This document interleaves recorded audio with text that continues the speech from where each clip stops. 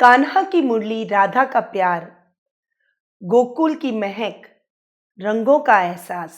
मुबारक हो आपको होली का ये विशेष त्योहार। जी हाँ, मेरे वीडियो की शुरुआत मैंने ये इसीलिए की है क्योंकि मार्च महीने में होली का त्योहार आने वाला है और ये साल का सबसे बड़ा और महत्वपूर्ण पर्व भी माना जाता है।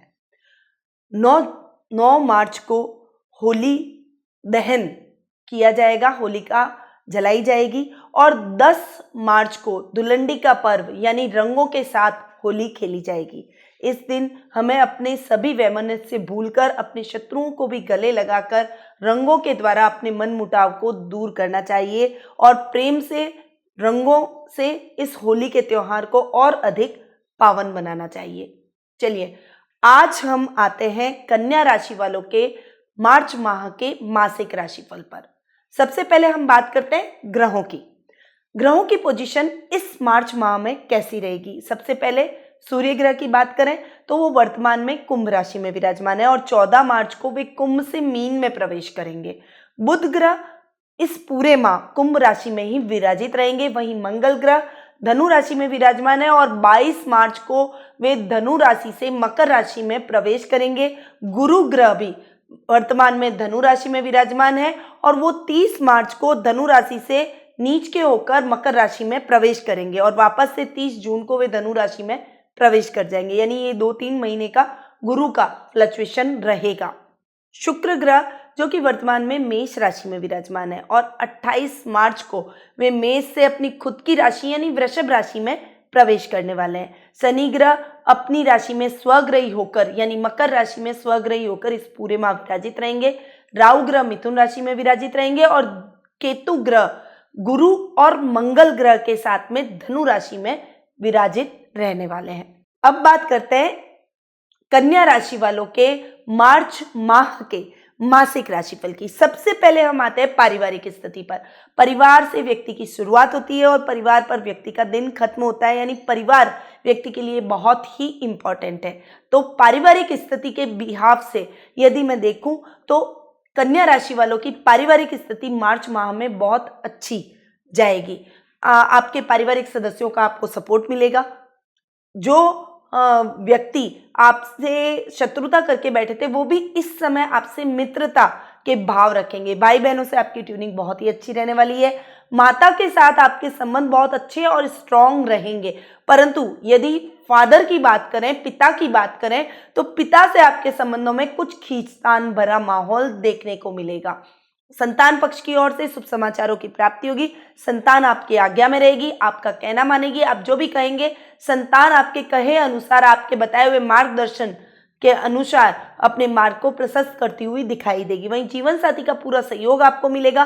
वो हर कदम पर आपको सपोर्ट करते हुए नजर आएंगे। उनके सपोर्ट से आप जो भी कार्य करेंगे उसमें अच्छी सफलता आपको देखने को मिलेगी। परंतु यदि मैं बात करूं ननियाल पक्ष की, तो ननियाल पक्ष की तरफ से आपको इतना अच्छा रिजल्ट नहीं मिलेगा जितना आप सोच रहे हैं। मामा मामी नाना नानी के साथ में ठीक ठाक सामान्य रिश्ते आपके रहने वाले हैं, ना बहुत सपोर्टिव और ना बिल्कुल अगेंस्ट में, यानी नॉर्मल रिलेशन आप अपने ननियाल पक्ष की तरफ से रखेंगे।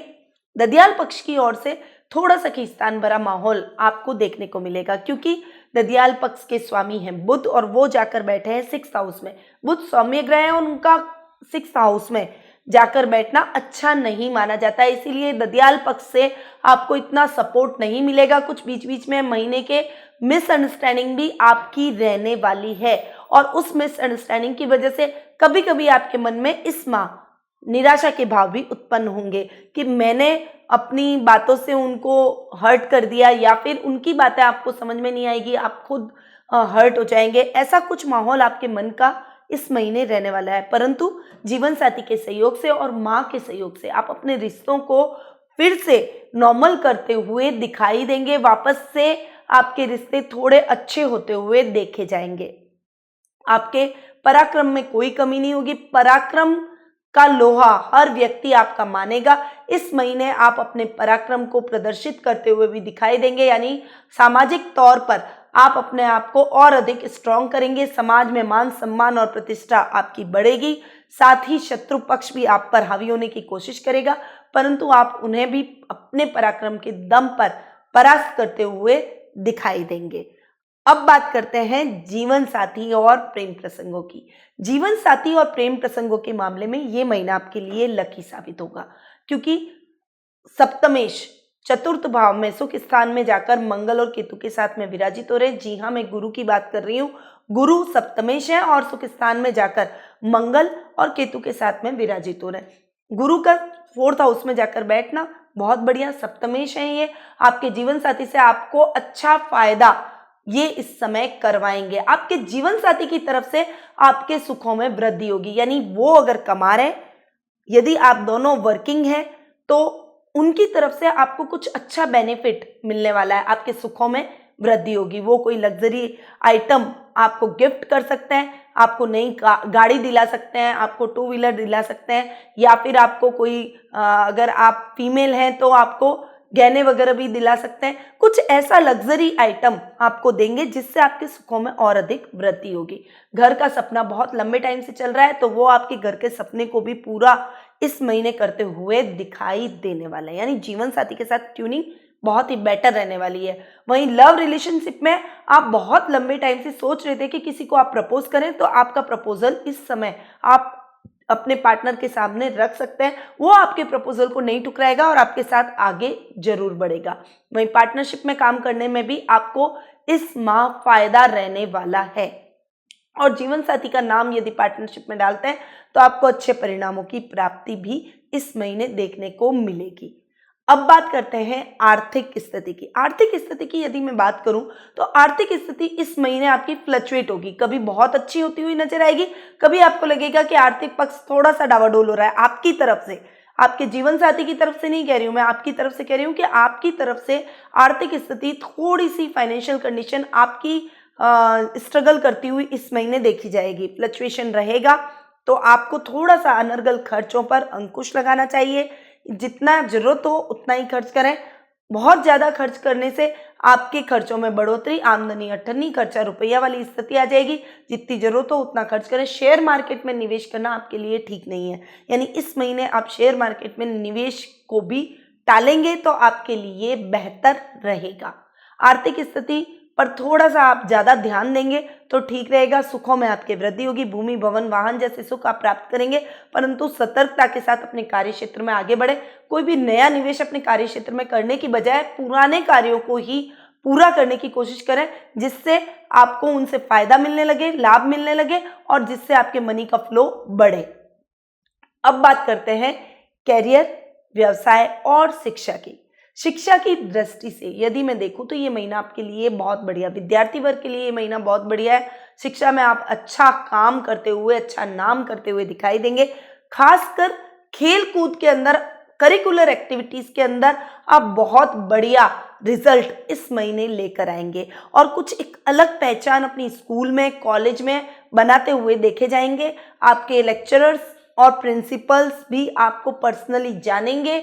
आपकी एक अलग पहचान बनेगी, छात्रों में भी और कॉलेज में, स्कूल में, टीचर्स के सामने भी। वहीं यदि आप कैरियर में कुछ प्रयास कर रहे हैं, ट्राई करना चाहते हैं, आप बहुत लंबे टाइम से सोच रहे हैं कि आपको कैरियर में कुछ अच्छा करना चाहिए, तो आपको मंगल से रिलेटेड, यानी पुलिस, सेना, नेवी या फिर किसी भी कंस्ट्रक्शन लाइन है, प्रॉपर्टी डीलिंग का काम है, ये सब आप करेंगे तो आपके लिए बहुत ही बेटर रहेगा। परंतु आपके चांसेस ज्यादा नौकरी करने के रहेंगे। नौकरी पेशा व्यक्तियों को इस माह अच्छा फायदा मिलेगा। कर्म भाव में राहु का बैठना थोड़ा सा कर्म भाव को डिस्टर्ब करेगा। थोड़ा फ्लक्चुएशन, मानसिक टेंशन, चिंताएं, कंफ्यूजन जैसी पोजीशन आपके कार्य क्षेत्र में लाएगा, यानी डिसीजन पावर वीक होगी।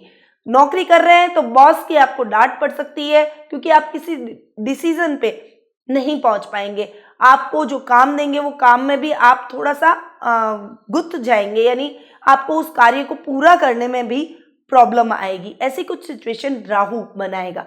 परंतु यदि बहुत लंबे टाइम से कोर्ट कचहरी से रिलेटेड कोई पेंडिंग आपका मुकदमा है, कोई कोर्ट केस आप पर चल रहा है किसी भी क्षेत्र में लेकर, तो आपको उसमें निश्चित तौर पर इस महीने विजय मिलेगी। तो यदि आप बहुत लंबे टाइम से सोच रहे हैं कि यार हियरिंग आ रही है, आप उसे टाल रहे हैं और आप फैसला चाहते हैं, तो इस महीने आप फटाफट अपने वकील को कहकर इसका फैसला करवाइए। ये फैसला आपके पक्ष में जाएगा ही जाएगा। भाग्य आपका निश्चित तौर पर फ्लक्चुएट इस महीने करने वाला है। भाग्य के तौर पर यदि देखें तो मैंने आपको पहले ही बताया कि आपको कोई भी नया काम शुरू नहीं करना चाहिए। पेंडिंग पड़े हुए कामों को करें। भाग्य स्थान के स्वामी अपने से 12वें जाकर बैठे, वो भी अष्टम भाव में जाकर शुक्र का बैठना। भाग्य स्थान के भाग्येश आपके शुक्र है और अष्टम में बैठ रहे हैं। शुक्र का अष्टम भाव में जाकर बैठना क्योंकि वो सौम्य ग्रह है, तो आपकी लग्जरी में कमी लाएगा, आपके सुख साधनों में कमी लाएगा, मनोरंजन के साधनों में भी कमी लाएगा। भाग्य आपका साथ नहीं देगा जितना उसको देना चाहिए, तो आपको थोड़ा सा और ज्यादा इस महीने एफर्ट डालना पड़ेगा ताकि भाग्य आपके लिए पॉजिटिव रहे और आप अपने कार्यों को पूरा कर पाए। पेंडिंग पड़े हुए कार्यों को प्रायोरिटी पे कीजिए।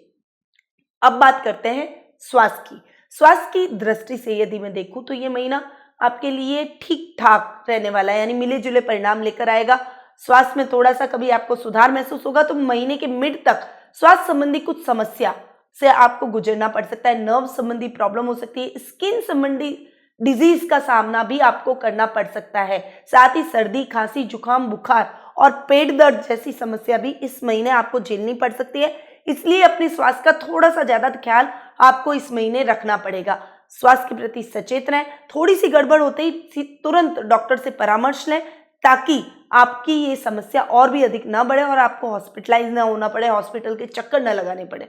तो स्वास्थ्य का थोड़ा सा ध्यान रखिए। ओवरऑल ये महीना आपके लिए मिले जुले परिणाम वाला है। तो कन्या राशि वालों को ऐसा क्या करना चाहिए कि उनका भाग्य उनका साथ दे, स्वास्थ्य में उनकी सुधार हो, उनके जीवन में आ रही जो अनर्गल समस्याएं हैं, जो राहु बैठकर उनके कर्म भाव को डिस्टर्ब कर रहा है, उसमें उनको फायदा मिले। तो उसके लिए कन्या राशि वालों को राहु यंत्र पेंडेंट को अपने गले में धारण करना है। उसको धारण करने से जो आपका फ्लक्चुएशन काम में हो रहा है वो काम में फ्लक्चुएशन नहीं रहेगा और आपको सही रिजल्ट देखने को मिलेंगे।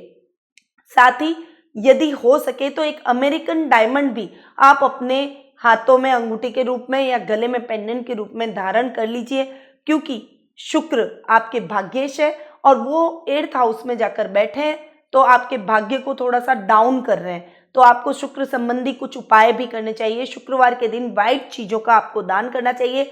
माँ दुर्गा की मूर्ति के दर्शन करने चाहिए दुर्गा मंदिर जाकर, या फिर आप अपने घर में भी परत दुर्गा की मूर्ति को यदि स्थापित करके हर शुक्रवार के दिन उनको पीली वस्तुओं का भोग लगाकर प्रसाद चढ़ाकर उनके सामने हाथ जोड़ते हैं तो माँ दुर्गा के आशीर्वाद से आपका भाग्य आप जो रूठ गया है वो आपका साथ देगा और आपको सही रिजल्ट मिलने शुरू हो जाएंगे। तो ये 2 उपाय आपको जरूर करने चाहिए जिससे आपके भाग्य में वृद्धि हो और आपके जीवन में आ रही अनर्गल समस्याओं से आपको मुक्ति मिले।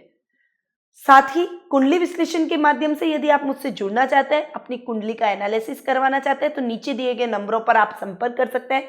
टेलीफोनिक अपॉइंटमेंट की सुविधा हमने आपके लिए प्रदान की हुई है। टेलीफोनिक अपॉइंटमेंट के माध्यम से मैं आपकी कुंडली का पूरा एनालिसिस करूंगी, साथ ही आपको उचित उपाय भी बताऊंगी ताकि आपके जीवन में आ रही समस्याओं का समाधान और उचित हल आपको प्राप्त हो सके। तो नीचे दिए गए नंबरों पर उठाइए फोन और कीजिए हमको कॉल। अब मैं अपनी वाणी को यही विराम देती हूँ। मार्च महीने में होली का त्योहार आ रहा है, रंगों से भरा हुआ ये त्योहार है। आपके जीवन में भी ऐसी ही रंगों की बरसात हो, रंग आपके जीवन में बने रहे, कभी भी आपकी जिंदगी बेरंग ना हो। इन्हीं शुभकामनाओं के साथ निधि श्रीमाली का नमस्कार।